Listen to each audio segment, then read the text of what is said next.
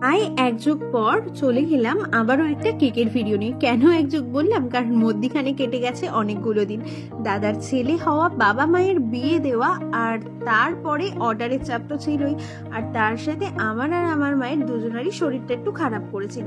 যাই হোক, সেসব কথায় পরে এসেছি। প্রথমে বলি, এই কেকটা অর্ডার করেছিল একটা দিদি। আগের বছরও সেম দিদির অ্যানিভার্সারির কেক বানিয়েছিলাম, যেটা তোমরা 30 লাখ ভিউজ দিয়েছিলে, আর সেটা দেখে দিদি প্রচন্ড খুশি হয়েছিল এবং আমাকে বলেছিল এইবারের কেকটাও তুই বানাবি। আর দিদি পুরোটা আমাকে খাতায় ড্র করে বুঝিয়ে দিয়েছিল কিভাবে কি বানাবো। আর এই যে মধ্যখানে তোমাদের বলেছিলাম বাবা মার বিয়ে দিয়েছি, তো বাবা মার 28 বছরের অ্যানিভার্সারিটা আমি এবার এইরকম ভাবে সেলিব্রেট করেছি।